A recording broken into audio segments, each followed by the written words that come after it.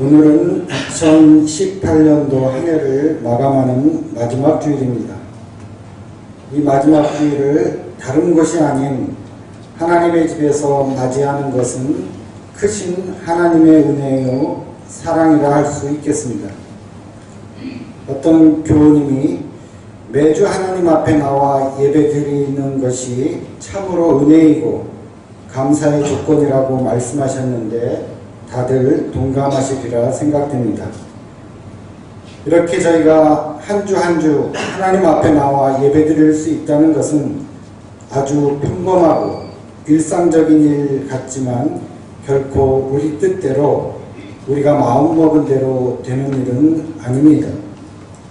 주일 예배를 매주 드릴 수 있다는 것은 하나님께서 우리에게 시간과 공간 그리고 건강을 허락해 주셔야 가능한 일입니다.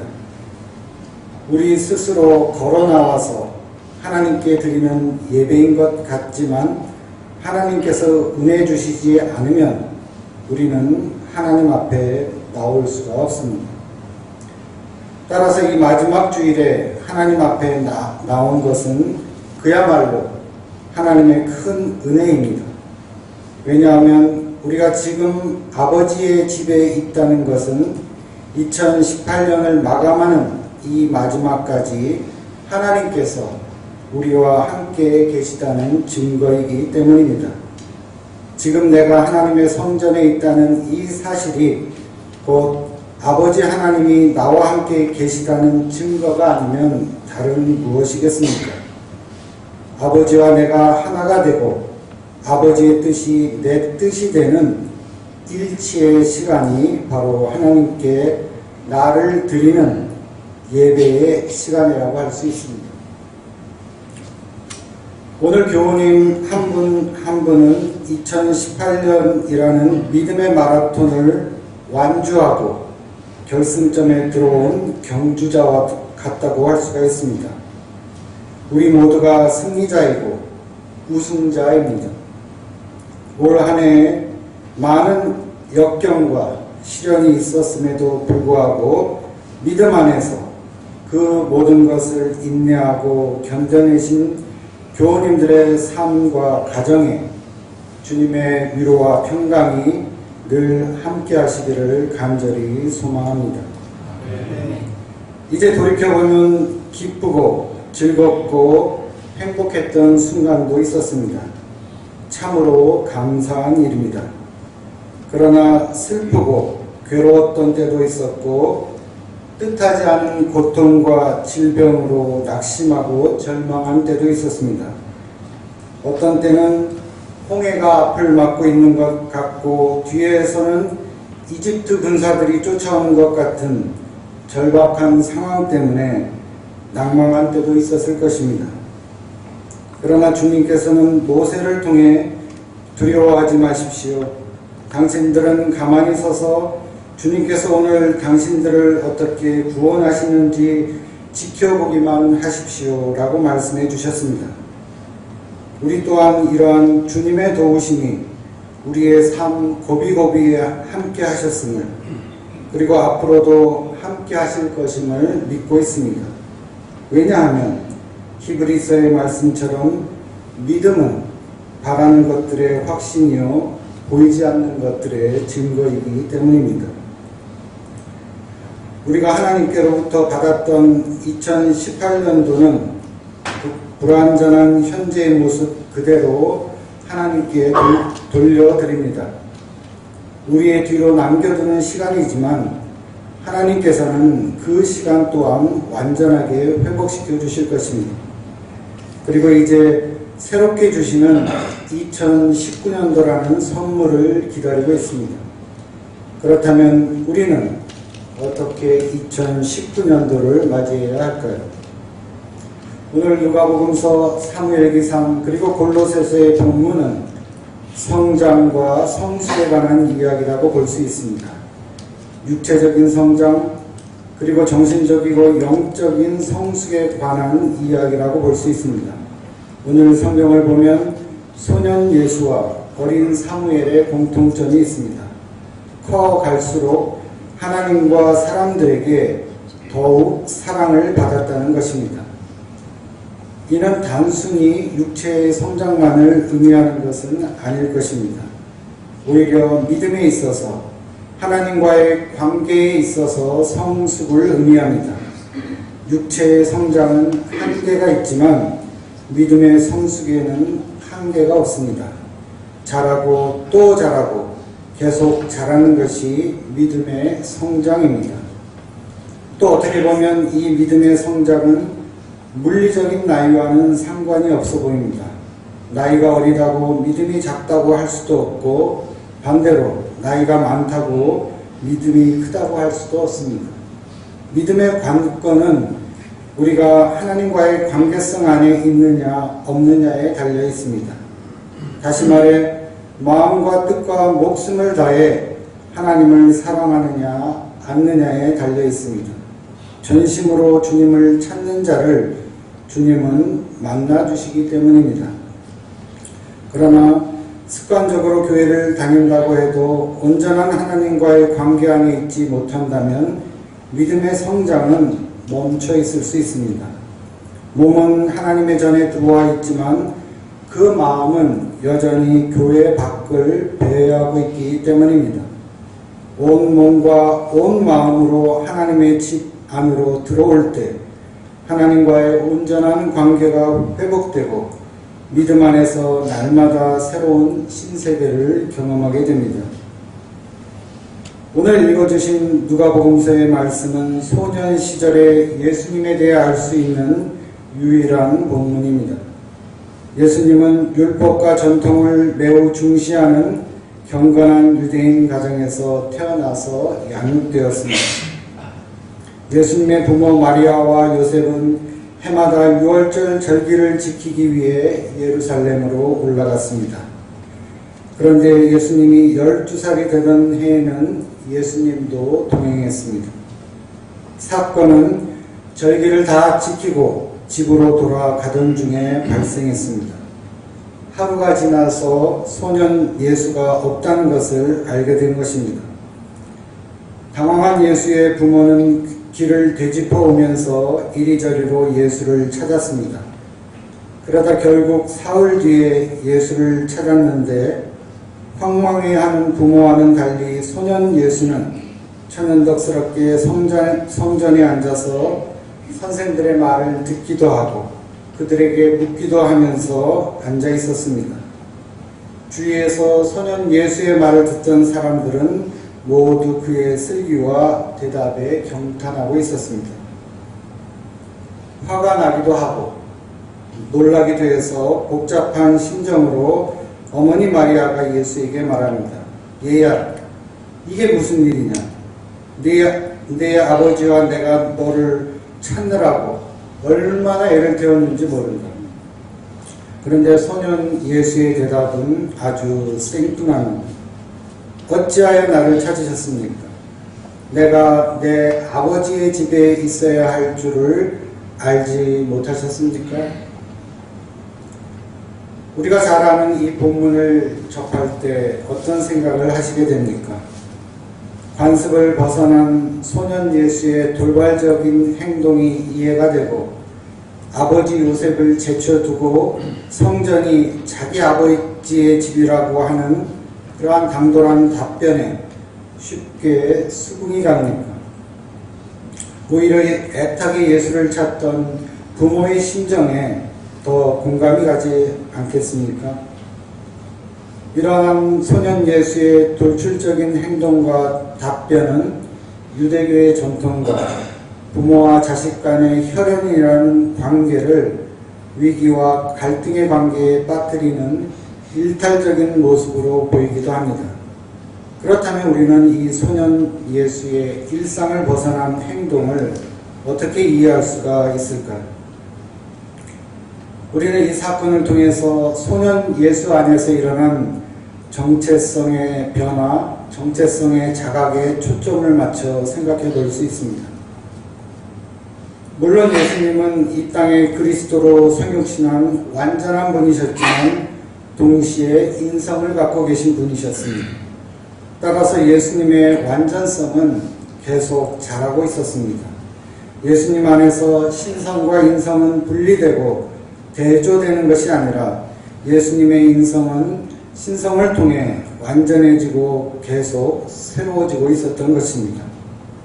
그러던 어느 날 12살이 되었을 때 소년 예수는 하나님이 바로 나의 아버지라는 새로운 정체성의 자각을 경험하게 됩니다. 그동안 유대교 전통 속에서 마주하던 제사의 대상으로서의 하나님이 아니라 바로 나와 함께하고 내 속에 계시는 임마누엘 하나님에 대한 자각입니다. 하나님과 내가 둘이 아니라 하나라는 자각입니다. 내가 하나님 안에 있고 하나님이 내 안에 계시다는 일치의 경험입니다. 바로 이 경험과 감동이 모두가 집으로 돌아가 버린 텅 빈 성전에 소년 예수를 머물게 한 이유가 아닐까 하고 짐작해 봅니다. 어린 예수 안에서 조금씩 자라나던 하나님과의 내밀한 관계가 마침내 하나님이 바로 나의 아버지라는 그러한 자각으로 터져 나왔던 것입니다. 율법의 전통과 혈연의 경계를 넘어서는 이러한 원초적이고 근본적인 경험을 통해 소년 예수는 자신 안에서 새로운 신세계를 경험하게 된 것입니다. 물리적으로는 율법의 전통과 혈연의 친밀함이 우선인 것처럼 보이지만 그 관계성의 원초성과 근본에 있어서는 하나님과의 관계성이 모든 것을 앞선다는 것을 소년 예수는 깨닫게 된 것입니다. 이는 우리에게도 마찬가지라고 생각됩니다. 우리가 맺고 있는 모든 관계들보다 앞서는 것이 바로 하나님과 나와의 관계가 아니겠습니까? 내가 맺고 있는 모든 관계들이 끊어진다고 해도 결코 끊어질 수 없는 원초적인 관계가 바로 하나님과 나와의 관계가 아니겠습니까? 내가 하나님 앞에 있다는 자각, 이런 믿음의 고백이 있을 때 우리 또한 소년 예수처럼 텅 빈 성전을 가득 채운 충만한 하나님의 은혜를 경험하게 됩니다. 하나님이 바로 나의 아버지라는 이러한 새로운 정체성은 우리에게도 필요합니다. 그래야 우리도 하나님의 형상을 따라 성장하고 하나님께서 예비해 두신 완전에 이룰 수 있습니다. 그러나 이러한 새로운 정체성의 자각이 전통과 가정을 파괴하는 것은 아닙니다. 성경을 보면 소년 예수는 이후 부모와 함께 나사렛으로 돌아가서 그들에게 순종하면서 지냈다고 합니다. 달라진 것이 있다면 하나님과의 보다 원초적이고 근본적인 관계 안에서 전통과 가정을 새롭게 보게 되었다는 점입니다. 하나님과의 깊은 관계는 오히려 인간의 모든 관계를 완전하게 해주고 튼튼하게 해주기 때문입니다. 오늘 읽어주신 사무엘기상의 내용도 비슷한 맥락에서 생각해 볼 수 있습니다. 어린 사무엘도 자랄수록 주님과 사람들에게 더욱 사랑을 받으며 성장하고 있었습니다. 그런데 오늘 읽어주신 이후 3장을 읽어보면 어린 사무엘이 하나님을 만나는 장면이 나옵니다. 사무엘은 자신을 부르는 하나님의 음성을 듣게 되고 환상을 통해서 엘리 제사장 집에 대한 하나님의 심판을 알게 됩니다. 이제 어린 사무엘에게도 하나님과의 관계성 안에서 새로운 정체성의 자각이 일어났습니다. 자신이 성전에 있는 이유, 자신이 앞으로 해야 할 일들이 어떤 것인지에 대해서 깨닫게 된 것입니다. 그것은 하나님의 뜻과 생각을 이스라엘 백성에게 전하는 것이었습니다. 어린 나이에 엄마 아빠를 떠나 빈 성전에서 외롭게 잠을 자야 했던 그 이유를 어린 사무엘은 마침내 알게 된 것입니다. 자신 안에서 들려오는 하나님의 소리에 귀를 기울이게 된 것입니다. 성경을 보면 사무엘이 자랄 때 주님께서 사무엘과 함께 계셔서 사무엘이 한 말이 하나도 어긋나지 않고 다 이루어지게 하셨다고 합니다. 하나님의 뜻이 곧 사무엘의 뜻이고 사무엘의 생각이 곧 하나님의 생각이 된 것입니다. 이제 사무엘과 하나님은 둘이 아니라 하나가 되었습니다. 하나님과 내가 하나가 되는 경험, 아버지의 뜻과 내 뜻이 일치가 되는 근본 경험이 어린 사무엘에게도 일어난 것입니다. 이후로 사무엘은 사사와 선지자, 제사장으로서 막강한 지도력을 발휘하여 내외의 모든 위협으로부터 이스라엘을 일시적으로 안정시키는 중요한 역할을 감당하게 됩니다. 아버지와 내가 하나가 되는 이러한 믿음의 영적 경험을 통해서 사무엘은 하나님과의 관계 안에서 새로운 신세계를 경험하게 된 것입니다.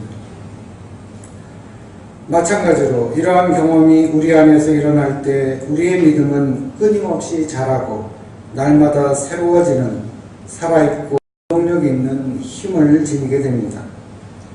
우리 육신의 성장은 물리적으로 멈추고 쇠퇴할지 몰라도 우리의 믿음의 성장은 멈추거나 쇠퇴하지 않습니다. 오히려 우리 속에 있는 하나님의 형상을 따라 끊임없이 새로워지고 하나님을 아는 참 지식에 이르러야 합니다. 그리스도 안에서 날마다 새롭고 경이로운 신세계가 우리에게 열려있기 때문입니다.